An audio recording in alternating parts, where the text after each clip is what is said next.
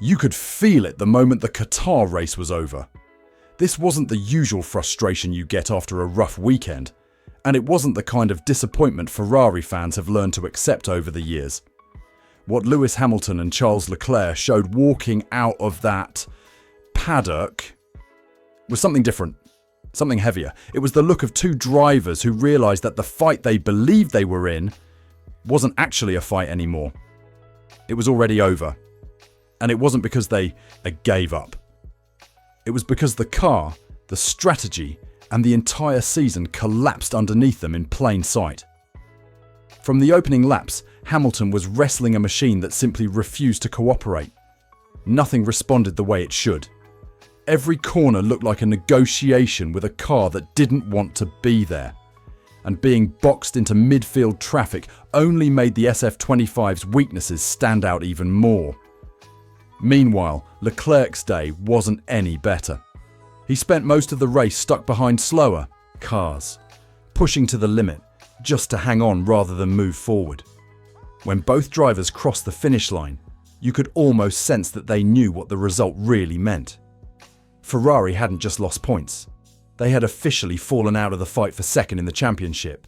And the gap ahead of them now wasn't just mathematical. It was structural. What made Qatar so painful wasn't just the performance. It was the realization that all the little issues Ferrari carried through this season finally spilled into the open at the same time. Instability, lack of downforce, poor balance, strategic hesitation, development stagnation, all of it converged on one weekend. And the drivers weren't hiding their reactions anymore. The anger you saw wasn't over a single race. It was over months of build-up, finally catching up. Before we dive into the technical reasons behind this collapse, let me ask you something directly. Did you feel this was just a bad weekend? Or did it look like the moment the season truly unraveled? Let me know in the comments with a simple yes or no. And if you follow F1 closely, consider subscribing to help us push toward our goal of 2,000 subscribers. Your support keeps this channel moving. If you really want to understand why Qatar hit Ferrari so hard, you have to look past the results sheet and dig into what was happening underneath the car. Because this wasn't a case of setup confusion or a tyre miscalculation. What unfolded over that weekend exposed the core of the problem. The SF25 isn't just inconsistent, it's conceptually exhausted. Ferrari threw everything at it, and nothing made a difference. Throughout the weekend, engineers cycled through aerodynamic configurations, shifted the car's balance, and adjusted suspension parameters. On paper, those changes should have produced clear behavior shifts. In reality, they did almost nothing. Every outing produced the same symptoms: snapping on corner entry, bouncing through the high-speed sections, and a constant threat of the rear stepping out even when the tyres were fresh. When a Formula One car stops responding to adjustments, it means the issue is deeper than grip and balance. It means the concept itself has hit a wall. Hamilton made that point clearer than anyone. He didn't blame the setup. He didn't point to tyre wear. Instead, he hinted that Ferrari's problems go far beyond this single car. Coming from someone who usually avoids direct criticism, that carried enormous weight. What he was really saying is that the SF25 isn't misbehaving because it's finicky. It's misbehaving because its architecture is fundamentally limited. And when the driver has to fight the car just to stay on the track, rather than extract pace from it, the ceiling isn't just low, it's locked. Leclerc's experience backed all of this up. His 8th place finish hid how much work he had to do just to keep the car under control. He admitted he was taking bigger risks than usual in qualifying, simply to stay competitive, and that high-speed spin in Q3 wasn't a mistake. It was the natural outcome of a car that refuses to give the driver a predictable platform. When both drivers describe the car as unstable, inconsistent, and unpredictable across corner types, you're not dealing with a minor imbalance. You're dealing with structural aerodynamic flaws issues with load distribution and a platform that won't stay connected under stress. And it wasn't just the drivers who noticed. Pierre Gasly commented that he could see how bad the Ferrari looked from behind. When a rival can visually observe your instability from the cockpit of his own car, you know the problem has crossed into public territory. Even Hamilton's sarcastic response to him sounded less like frustration and more like exhaustion. If you want more deep technical breakdowns like this, hit the like button. It really helps the channel grow. And let me know in the comments which issue you think is the real killer. The rear instability, the bouncing, or the unpredictable balance. What happened after the race told an even deeper story. Hamilton and Leclerc didn't come out sounding like two drivers trying to spin a bad weekend into something positive. They sounded like two drivers who had reached the limit of what they could defend, excuse, or tolerate. And for Ferrari, that honesty was a warning siren. Hamilton's reaction was especially revealing. This is a driver who arrived believing Ferrari had what it needed to challenge for wins, maybe even more. Finishing in 12th place wasn't just painful, it was humiliating for someone with his expectations and pedigree. But what stood out was his tone. He didn't talk about bad luck. He didn't bring up traffic. He didn't even blame the strategy. Instead, he said the problems extend far beyond the SF25. That was Hamilton signalling that the issues aren't temporary. They are embedded in how the team is operating, how the car is being developed, and how the concept was built from the ground up. And when a 7-time world champion says something like that, you pay attention. Leclerc wasn't any more optimistic.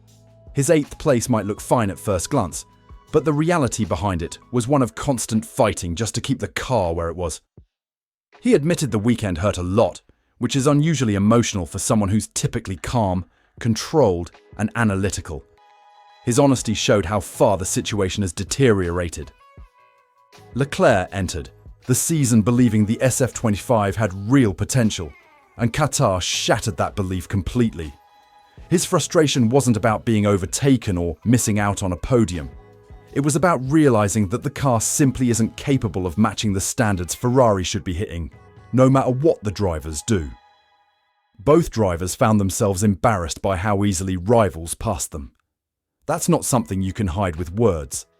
You can feel the pride sting in every comment Hamilton and Leclerc made because Ferrari isn't supposed to be clinging to positions or fighting off midfield cars. When Leclerc admitted that this can't just be explained by shifting development to 2026, it confirmed what many fans had suspected. The deficit is too big, too structural, and too deeply rooted to chalk up to a lack of upgrades. Let me ask you something here. Do you think Ferrari's driver lineup can stay patient through another rebuild? Or is this the kind of season that breaks trust? Tell me your take in the comments. And if you're getting value from these deep dives, consider subscribing to help us reach 2,000 subscribers. Your support keeps this channel alive. If the car's limitations weren't already enough, Qatar also exposed how strategy and race execution left Ferrari with absolutely no margin to fight. The tyre life restrictions were already shaping the race into something unusually static, and that format punished every weakness the SF25 has.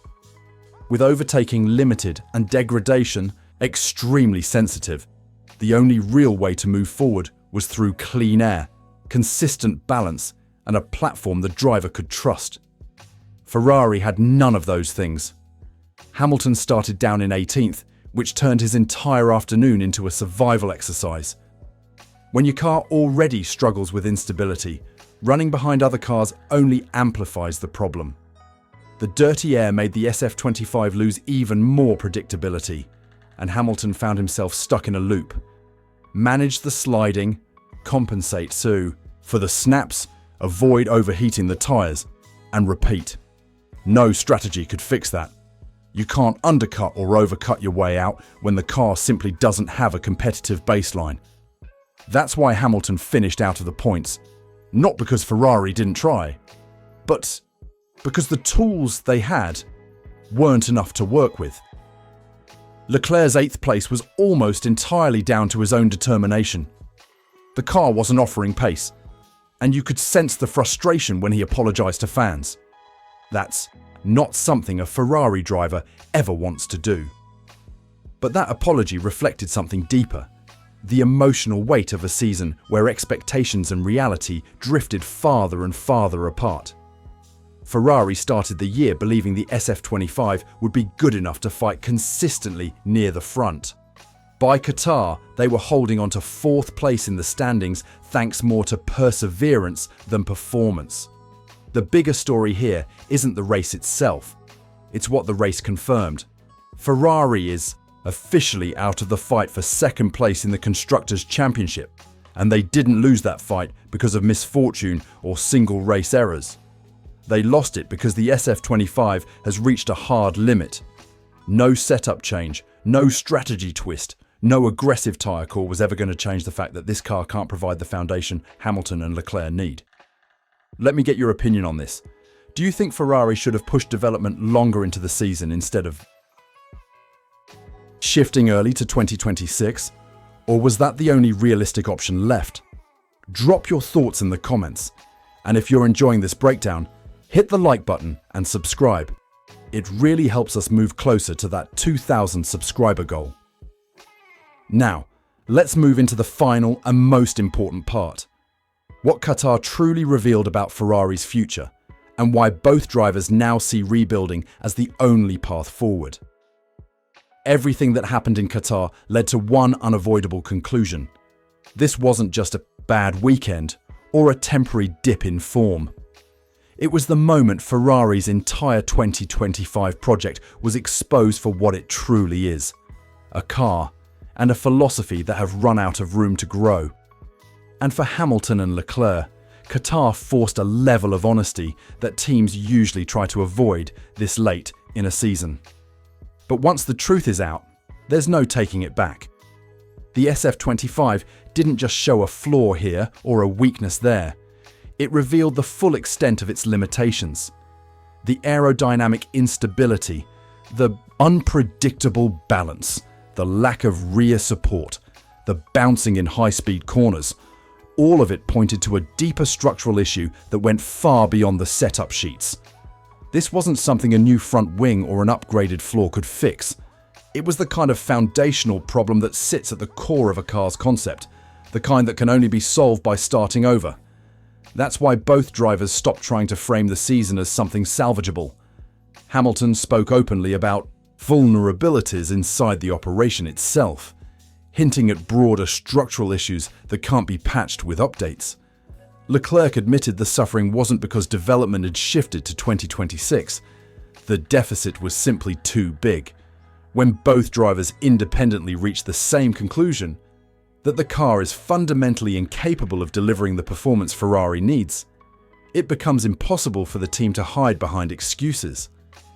The emotional frustration you saw wasn't about entitlement or ego, it was about wasted potential. Ferrari has the resources, the talent, and the history to be fighting at the front. And yet the SF25 left them battling midfield cars, apologising to fans, and watching their hopes of finishing second slip out of reach far too early. That gap between what Ferrari should be and what the SF25 actually is, that's what broke the driver's patience. But here's the irony. As painful as Qatar was, this might be the turning point Ferrari actually needed. Sometimes the breaking point is the moment clarity finally arrives. The SF25 cycle is over. The fight for P2 is gone. And the only meaningful step forward is rebuilding the entire structure in time for 2026. With a fresh concept, a stronger culture, and a direction that finally matches the ambition of Hamilton, Leclerc, and the Ferrari badge itself. Before we wrap up, I want your take. Do you think Ferrari will get the 2026 rebuild right? Or is this cycle of underperformance going to repeat itself again? Let me know in the comments. And if you want to stay updated as this story evolves, consider subscribing and helping us push toward that 2,000 subscriber goal. Your support genuinely drives this channel forward.